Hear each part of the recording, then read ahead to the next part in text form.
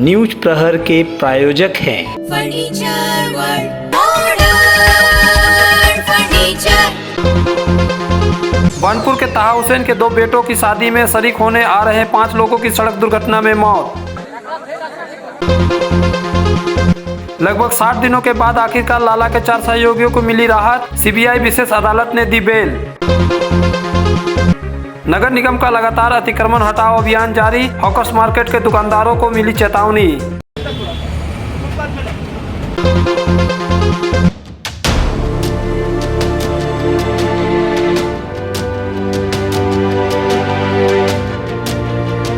शादी की खुशियां बदली मातम में। मंगलवार बानपुर के निमतल्ला शादी समारोह में आ रहे एक ही परिवार के 5 लोगों की मौत दुर्घटना में हो गई। बताया जा रहा है कि रामगढ़ के घाटों से बानपुर निमतल्ला निवासी ताहा हुसैन के 2 बेटों की शादी में भाग लेने उनके रिश्तेदार कार से आ रहे थे कि गोविंदपुर NH2 के पास कार अनियंत्रित होकर पुल से नीचे गिर गई, जिसमें सवार सभी 5 लोगों की मौत घटनास्थल पर ही हो गई। 2 व्यक्ति के आधार कार्ड से उनकी शिनाख्त हुई। घटना की खबर मिलते ही ताहा हुसैन के घर, जहां खुशियों की सहनाई बजनी थी, रोना धोना शुरू हो गया। इस घटना के प्रत्यक्षदर्शी ने कहा कि गाड़ी काफी स्पीड में आई और पेड़ से टकराने के कारण पुल के नीचे गिर गई। हम दूसरे दिन का भांति आज भी हम इस रोड पर निकले और निकलने के बाद अब हम घर ही घुस रहे थे तो रास्ते में हम देखें कि एक बहुत स्पीड से एक कार आई जो स्विफ्ट डिजायर है, और वो आते हुए पुल को पार करते हुए एक डिपो है, डिपो का जो दरवाजा दीवार है उसमें एक पेड़ में आ टकराई और वहीं पर उसके बाद हम देखें, हम पूरा अभियान चलाएं सारे। आखिरकार लंबी जद्दोजहद के बाद कथित लाला के 4 सहयोगियों को सीबीआई विशेष अदालत ने बेल पर रिहा कर दिया। कोयला तस्करी के सिलसिले में जयदेव मंडल, नीरज बरन मंडल, गुरुपद माझी और नारायण नंदा को मंगलवार को राज्य पुलिस, कम्बैट फोर्स और केंद्रीय सुरक्षा बलों की कड़ी सुरक्षा के बीच आसनसोल के विशेष सीबीआई अदालत में पेश किया गया, जहाँ सीबीआई विशेष न्यायालय ने चारों की जमानत अर्जी मंजूर कर दी। इन चारों की दुर्गा पूजा और दिवाली जेल में ही बीती थी। प्राय 60 दिन से ये चारों जेल में थे, जहां पहले से ही गो तस्करी मामले में इनामुल बंद है। इस विषय में अधिवक्ता शेखर कुंडू ने जानकारी दी। आज के जयदेव मंडलेर, नीरज बाबू, गुरुपद बाबू और नंदा, এই 4 জনেরই বেল হয়েছে। এরা প্রায় 60 দিন ধরে কাস্টডিতে ছিল। এই মামলাতে যারা পাবলিক সার্ভেন্ট তারা কেউ অ্যারেস্ট হয়নি, যদিও তাদের ইন্টারোগেশন হয়েছে। এই মামলাতে যারা রেলওয়ে অফিসিয়াল, CISF পার্সোনাল আর সিকিউরিটি পার্সোনাল তারা কেউ অ্যারেস্ট হয়নি এবং তাদের ইন্টারোগেশন হলেও তাদেরকে ইনভেস্টিগেশনের স্বার্থে কাস্টডিতে নেওয়ার ব্যাপার আছে কিনা এই ব্যাপারে সিবিআই পরিষ্কার ছিল না। এই মামলাতে যার নামে বলা হচ্ছে অনুপ মাঝির ব্যাপারে, সেই অনুপ মাঝির যারা রয়েছে তাকে honourable supreme court arrested protection order দেওয়া আছে। তাহলে এই মামলার ক্ষেত্রে বিকাশবাবু মিশ্র তাকে অ্যারেস্ট করার পর তাকে জামিন দেওয়া হয়েছিল, এখনও পর্যন্ত সে জামিনে আছে। এই 4 জন আসামিকে পুলিশ রিমান্ড নেওয়া হয় এবং পুলিশ রিমান্ডের পরে বলা হয় যে এরা সিন্ডিকেটটা কী ছিল সেটা একে জানার জন্যই এদেরকে পুলিশ রিমান্ড হয়। হাকিম, আমাদের যিনি সিবিআই হাকিম, তিনি ইনভেস্টিগেশনের অগ্রগতি দেখে তিনি মনে করেছেন যে এই আসামিদেরকে তারা পশ্চিম বর্ধমানের জুরিসডিকশনে থাকবে না এবং 20,000 করে লোকাল সিকিউরিটি দেওয়া হয়েছে এবং সিজিও কমপ্লেক্সে তারা হাজিরি দেবে এবং এতে যদি পাসপোর্ট থেকে থাকে তাহলে সেই পাসপোর্টটা কোর্টে জমা রাখতে হবে। এর উপর ভিত্তি করে আমাদের আসানসোলের সিবিআইয়ের যিনি জজ please two allow the bail application of all the accused persons being arrested earlier.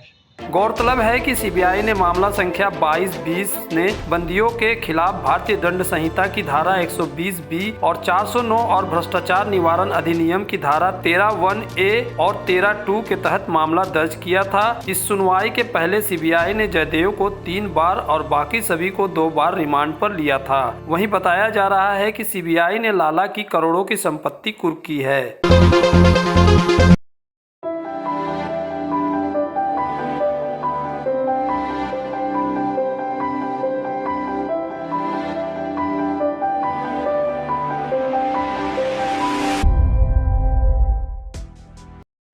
घर की जो रौनक बढ़ाए, सुंदर टिकाऊ भी आए, काम में है दम, दाम भी है कम, world of imported furniture welcomes modern furniture, modern furniture. Modern लोगों की मॉडर्न पसंद, मॉडर्न फर्नीचर, सागवान और इंपोर्टेड इटालियन फर्नीचर का exclusive showroom, Samiran Rai road, Godhuli Gurudwara के पास, आसनसोल।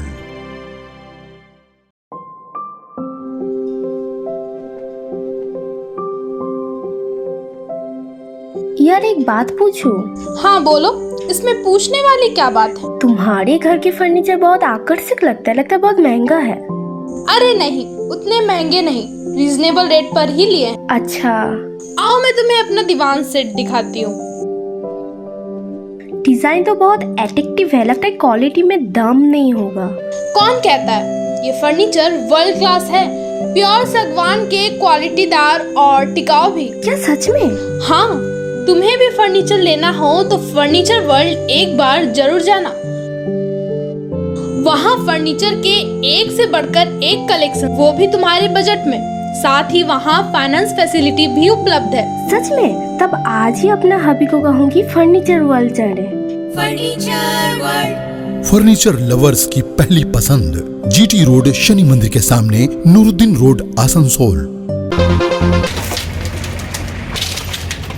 आसनसोल नगर निगम की ओर से लगातार अतिक्रमण हटाओ अभियान चलाया जा रहा है, जिस क्रम में मंगलवार को आसनसोल गिरजा मोड़ स्थित हॉकर्स मार्केट का दौरा निगमयुक्त नितिन सिंघानिया एवं वाइस चेयरपर्सन अमिताभ बसु के नेतृत्व में अधिकारियों ने किया। इस दौरान हाकरों को मार्केट में सुव्यवस्थित होकर व्यापार करने का निर्देश दिया गया। इस दौरान सभी दुकानदारों को यह सूचित किया गया कि अपना अपना किराया नियमित भुगतान करे, दुकान की ट्रेड लाइसेंस का व्यवस्था करे, नहीं तो नगर निगम की ओर से कड़ा एक्शन लिया जाएगा। आसनसोल पौर निगमेर पक्ष থেকে 2006 সালে আমাদের হকার্স মার্কেট যে মেইন বাজার আছে তাকে শিফট করে হকার্স মার্কেট এখানে দোকান দেওয়া হয়েছিল, अराउंड 500টা দোকান।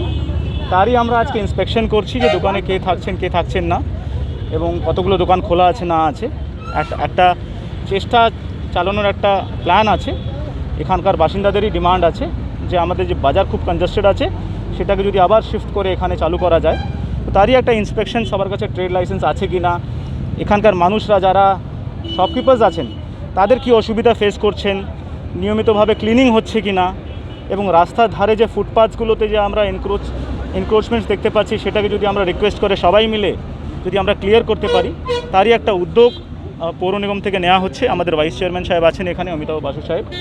সো আমরা রিকোয়েস্ট করেছি, মানুষও খুব সচেতন আছেন, সবার খুব কোঅপারেশন পাচ্ছি আমরা।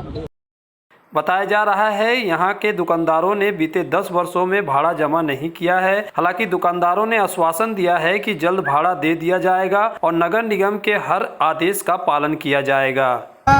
जितना भी गैर सामान है, जो रोजमर्रा सामान है, ये सब अगर अभी यहाँ अवेलेबल मिल जाएगा तो आदमी क्यों जाएगा मार्केट? इससे पहले तो चल ही रहा था, इसका पहले तो चल ही रहा था, लेकिन आदमी को क्या हो गया कि वो जा रहा है हटिया तो हम भी जाएंगे हटिया, भाई यहाँ कमाई नहीं हो रहा है तो हम भी जा रहे हैं वहाँ कमाने के लिए। दुकान कितने दिन से बंद है, क्यों बंद है? दुकान बंद होने का कारण है अपनापन नहीं है दुकान में। और जैसे कि हम जा रहे हैं, भाई चल भाई हटिया जाना है, चल हटिया चलेंगे हम भी, चल वहाँ कमा रहे 500 रुपये, चल हम भी जा रहे हैं 500 रुपये कमाने के लिए।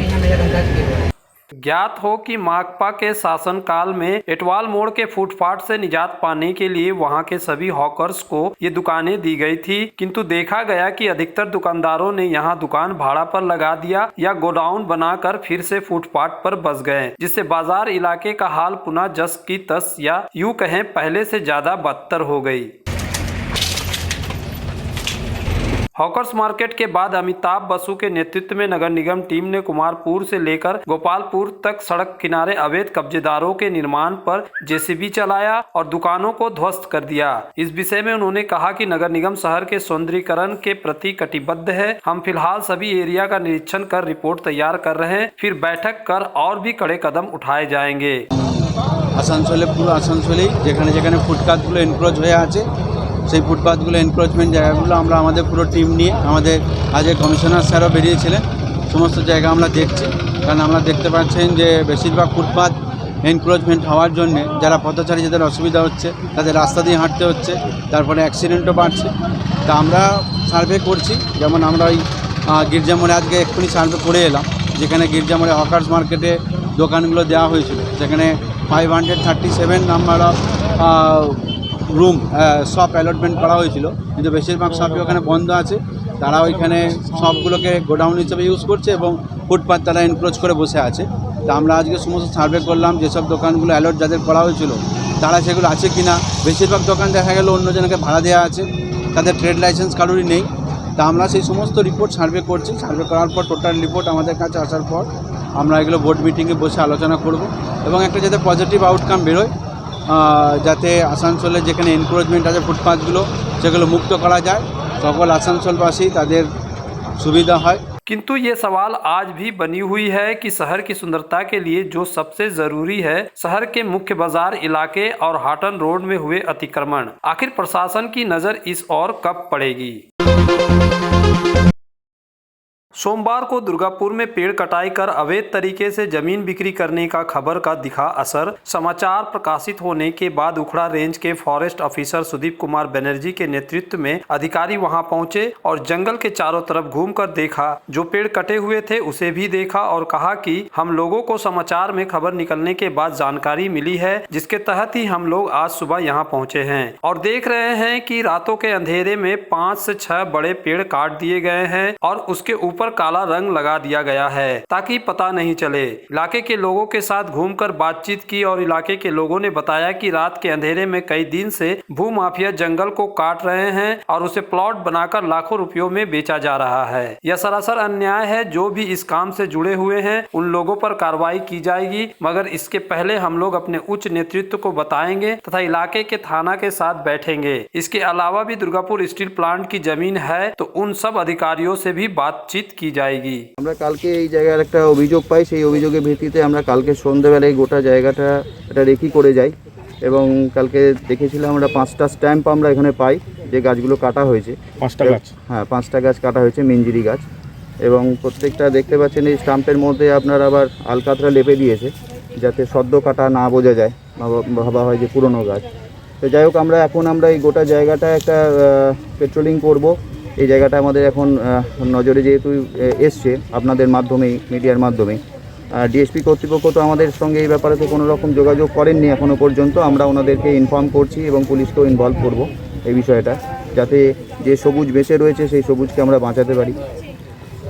বলছি যে কারা এগুলো করছে, কিছু হদিস পাওয়া গেছে? দেখুন, সেটা তো এখন যতক্ষণ না পুরো ব্যাপারটা আমরা তদন্ত খুঁটিয়ে করব ততক্ষণ তো বোঝা যাবে না। তবে স্থানীয় মানুষজন তো অবশ্যই এর সঙ্গে ইনভলভ আছেন, নালে এই এলাকা থেকে কী করে গাছ কাটা হয়। বলছি এলাকার দুর্গাপুর থানাই হোক, ওখান থেকে কিন্তু একবারও কেউ আসছে না আধিকারিকরা যে এই বিষয়টা নিয়ে দেখার জন্যে। কি বলবেন এটা? এই বিষয়ে আমার কিছু বলার নেই। বলছি এক শ্রেণীর জমি মাফিয়াদের নাম উঠছে যে যারা এখানে জমি প্লট করে বিক্রি করার উদ্দেশ্যে এই গাছগুলোকে কাটছে। আর সেটা তো পরিষ্কার বোঝাই যাচ্ছে, কারণ আপনারা আশেপাশে দেখছেন এই জঙ্গলটা, এলাকার মানুষের সঙ্গে কথাবার্তা বলে যেটা জানলাম এখানেতে আরও গাছ ছিল। তা ধীরে ধীরে এই সমস্ত বাউন্ডারি টাউন্ডারি দিয়ে বাড়ি টুকটাক বাড়ি হচ্ছে, দু একটা করে প্লট করে। উদ্দেশ্য তো পরিষ্কারভাবেই সেটাই আছে।